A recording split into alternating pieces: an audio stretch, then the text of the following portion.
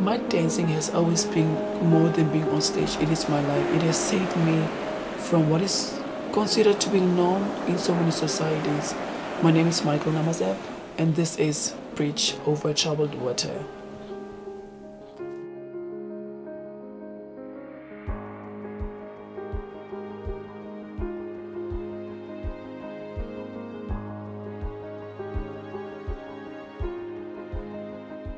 Well, growing up and in the streets of Kadutura, I always feel like an outsider. I was bullied at a very young age because I always had a different approach to situations and people. I always wanted to do more and I always wanted more, you know. I was a very artistic child growing up, and honestly, I feel like my shy personality and my way of doing things always kept me away from doing things because of who I am as well. I feel like my artisticness, if I have to put it, always made people feel inferior. No, I was a very creative child growing up. I always wanted to do more, and I always tried to, you know, I was always trying to be creative.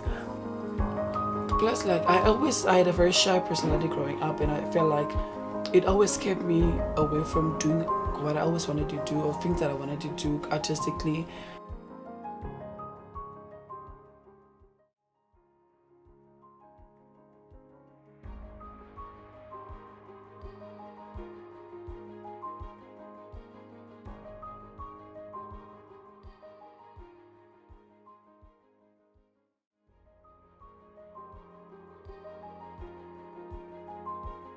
Dancing will always be my calling. It is how I connect with people. I'll go on stage and live a dream that we all want to live. I see how dancing fills up people across faces when I dance, or, you know, I can see it in my niece or my sister when she sees me dancing. Dancing always creates that excitement or that happiness towards people, you know. It's a beautiful glow, you know. I come from a very conservative family, so when I started dancing, I remember how my mom was a little bit skeptical about me joining this dance industry because of the bad reputation dancers had back then. Because I remember growing up, people that were involved in the dance world, or people that were dancing, were people that were part of these gang fights, or people that were mostly involved in, that were known as the troublemakers. So when I started dancing, my parents thought that I will be part of this whole world of troublemakers. So we literally had a sit down where I was told this and this is not allowed, you shouldn't do this. But I think they were supportive as well from day one.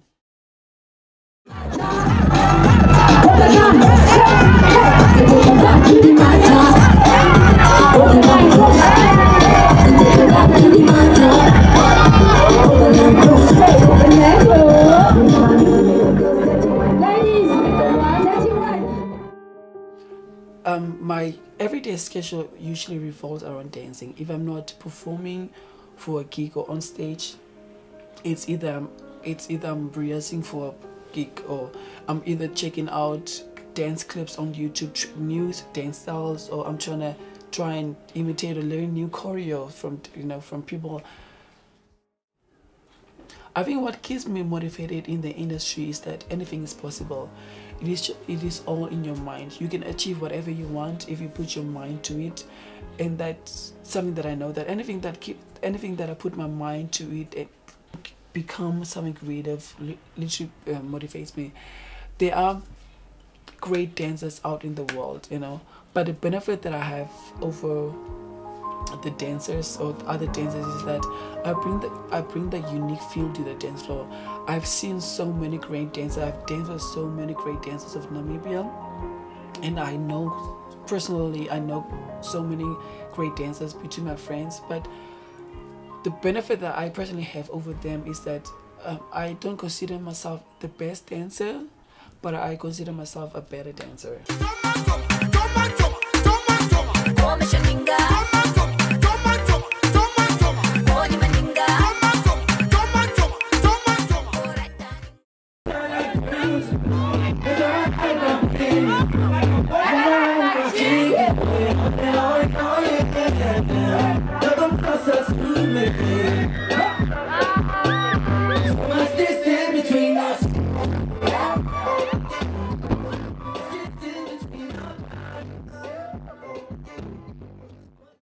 I have been exposed to a lot of alcohol and drug abuse as a dancer.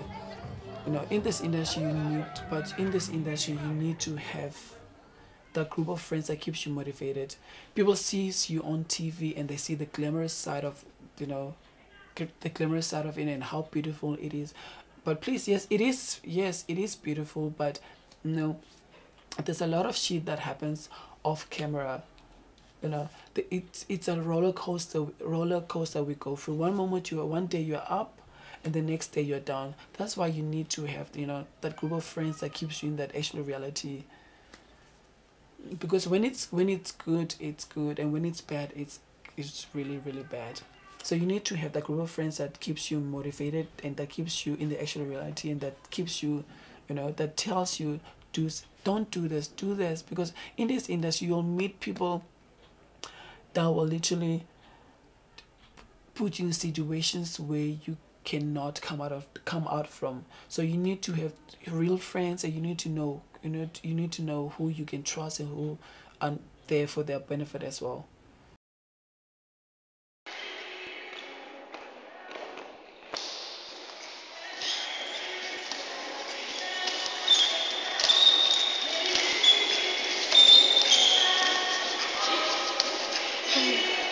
And very well the shape.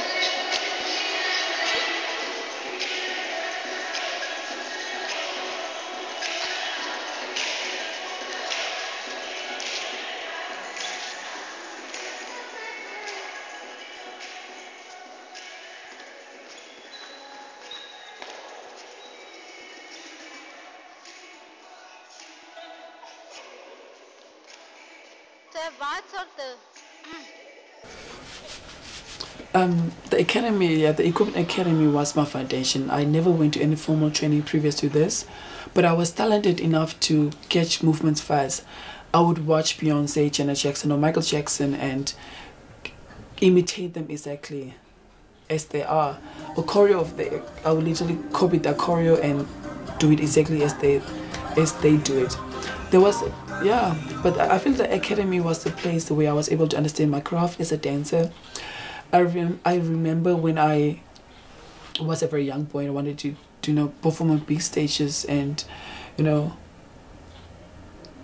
wanted to perform big stages. I was always a big dreamer, and I'm still a big dreamer. I feel like one shouldn't lose that inner child where you want to perform and all that, because it makes you magical as a person, and as a dancer. I feel like nothing is impossible to, you know, to achieve. I never thought I would ever perform for one of my favorite artists like Gal Level or Gaza or The Dog, you know, and having the platform for the academy was like a privilege and an honor for me. So I'm really glad that I joined the academy at a very young age.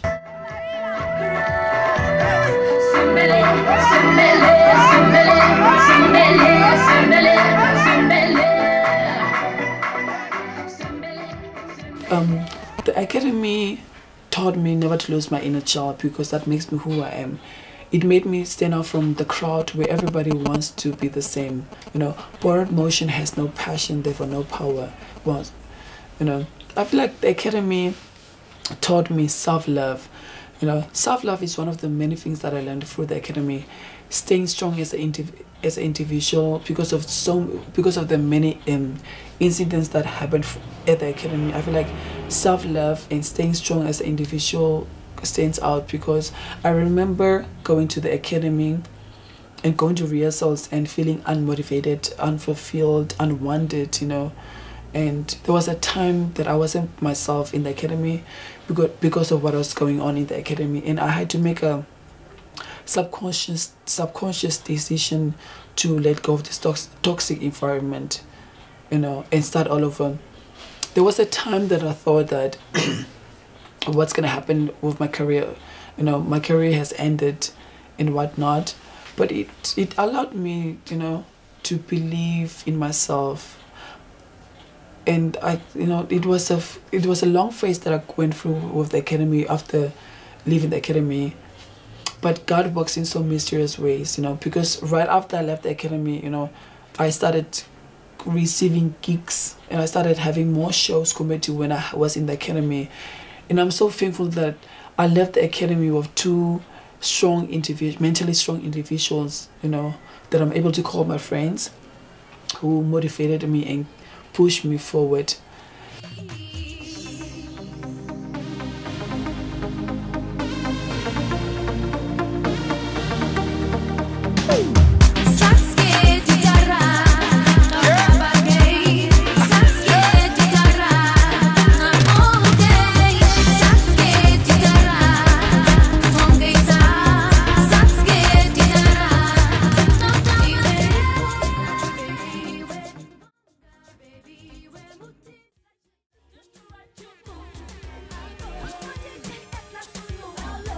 Okay.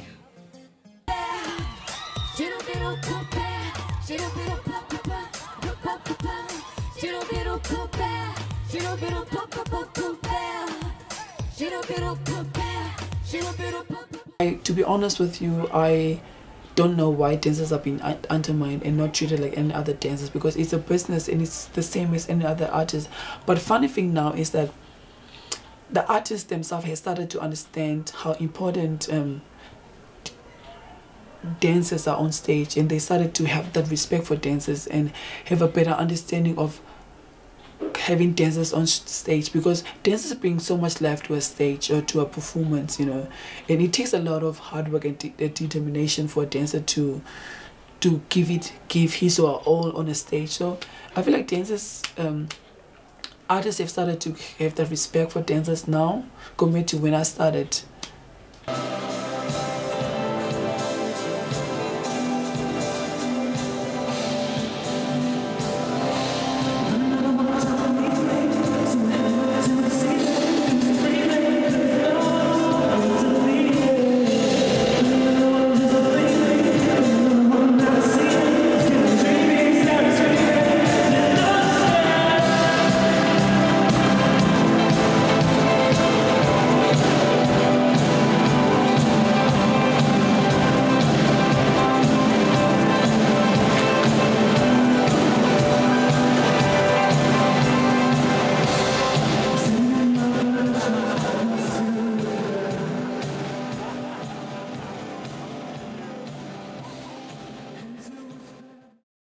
I feel like dancers should strike, you know. Dancers should demand respect. If it needs to get to that level, it has to. Do not go on the stage if that 80% or that 50% is not paid to your account, you know. As much as this artist goes back into their studios to go record, or they record their singles or whatnot, you as a dancer go back into, you know, your studio and become a creative artist as well. So it's like a 50-50 world, you know. Both of us go back to our creative sides and brings the worlds together. So dancers need to get the same respect that drummers, guitarists, or whoever is part of the team gets, because dancers are also part of the team as well.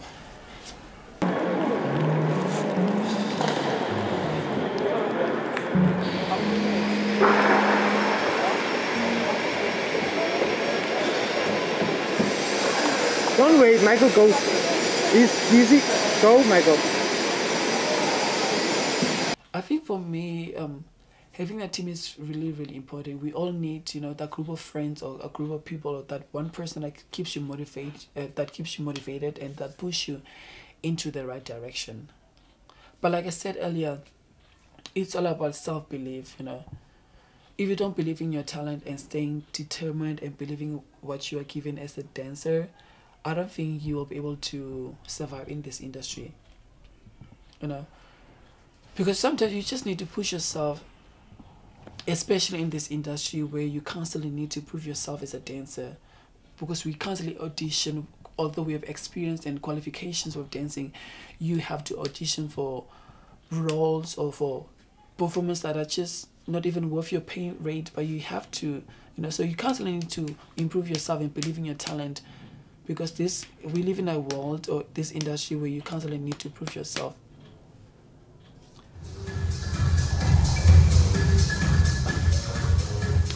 I was able to stand out of like 100 or more dances for the Nama auditions. I feel like I entertained them really well. Through my dancing, I mean, once I started dancing, I kept them locked. I always, growing up, I always wanted to, be part of this big stage like the Namaseb, the Icon festivals and whatnot. And I would watch like Beyonce's, like the idols, like Beyonce, Chris Brown, Janet Jackson, and Michael Jackson. I think, I want to be in that music video, and I want to dance like them, or I want to dance toward them. And when it actually started happening with the local artists that I actually look up to, like the Girl Levels, the Dogs and the Gazas, and I was excited. I was really excited, and I was happy.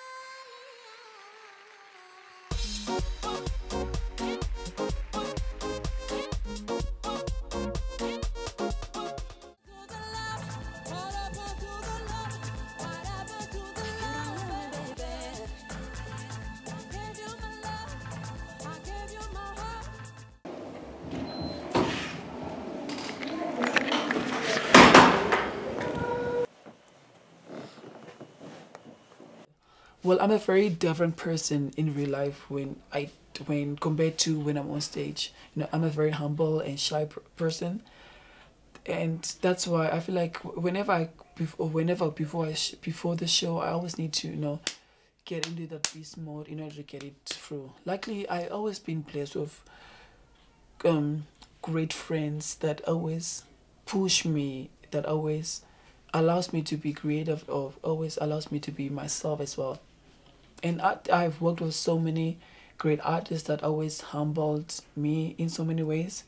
Plus, I come from a very humble background, and it's not part of my personality or my character to show off.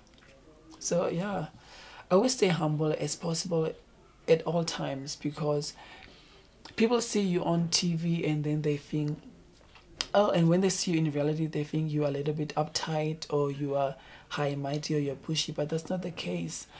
We are just people that are living our own dreams, And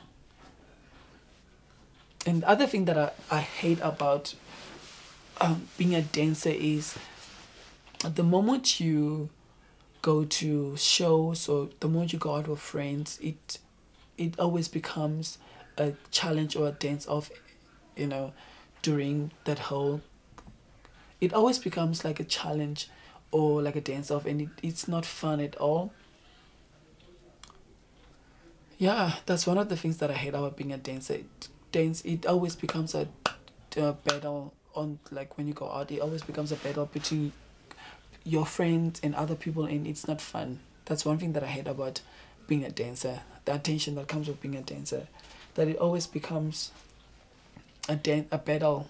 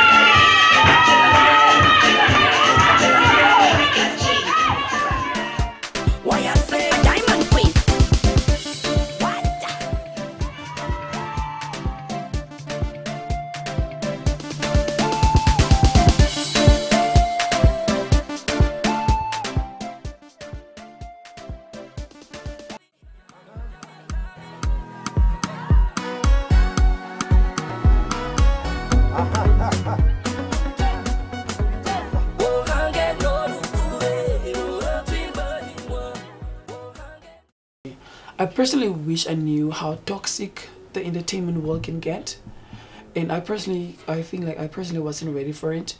I had people that I believed were my friends, that were my really buddies, but it became too toxic, and it became too competitive, and I lost so many relationships because people just couldn't handle the fact that I was better than them. not I'm throwing shade to anyone, but it just became a very toxic world at a time. But you know, you just need to understand who you are as a dancer, where you're from, who your real friends are, and this industry. Because with this industry, you know, it can easily squeeze you out like a lemon and drop you anytime. Plus, the entertainment world is constantly changing, you know. So you as a dancer needs to start learning the, you know, the tricks and tips as you grow, as well.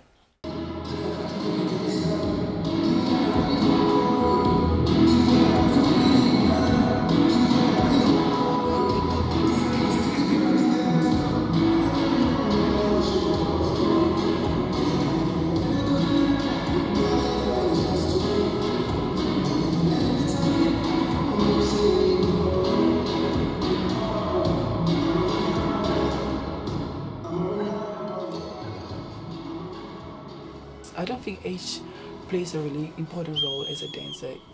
You know, age doesn't really play a factor in a dancer's life. You can dance till you reach the age of 50, I think, or 60. Because I haven't seen like an 80-year-old dancer yet. So I feel like 60 or 50 is like the age gap. Yeah.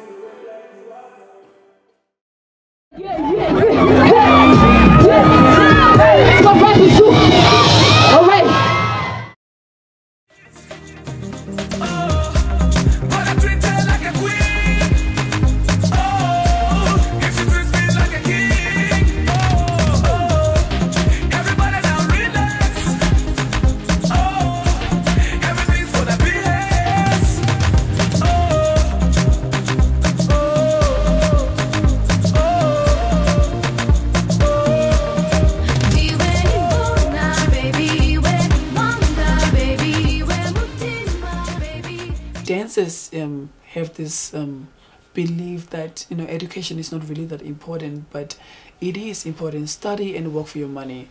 Don't be an empty vessel. Make sure that your school is your first priority at all times, you know. And plus, dancers, as a dancer, you need to widen your borders as well. Go to free dance classes, train yourself with other types of genres. Be ready at all times. Shape your craft as a dancer. Take as many dance classes as possible. Grow your technique as a dance individual. Because I remember when I started dancing, you know, I could not dance quite a pantula, or, you know, those famous dancers, or those famous local dance styles. But I had to connect myself with people that can dance, that knows how to dance pantula, how to dance kwaito, and I had to learn, you know, I had to learn from step to step. And now I can say that I'm a better kwaito dancer than most kwaito dancers, you know. And plus, you know, I had to push myself, you know. I had to learn and learn and learn. I'm still learning, you know, because with this pantula and kwaito, there's always change happening, so you need to learn as well.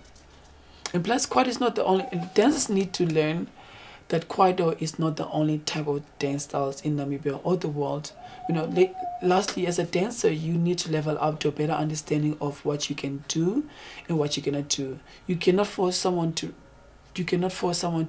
respect you, but you can refuse to be disrespected. So that's why you need to bring yourself as a dancer. You know, it's now a big business, you know, being a dancer. So you need to bring yourself, brand yourself. We just wanna party, party,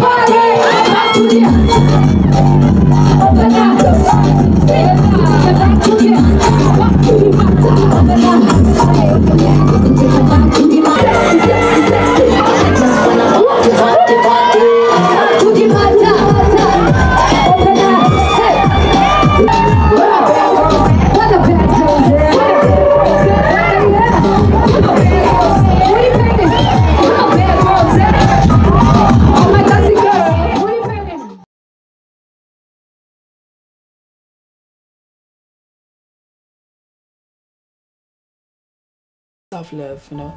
I love myself better now compared to years back, you know, and I have a better understanding of myself and my craft. When I look at my life as a child and where I am, I feel like if I didn't have my dancing career, I don't know what I would have. I have my friends and family who I love and adore so much, but dancing gave me that purpose, and it kept me out of the streets. When I was bullied and called name at school, it gave me that motivation to keep going. You know, it was my motivation, it was my happy place, you know, it was my bridge, my stable ground that I knew I could always go to and still can go to, you know, above all this troubled water.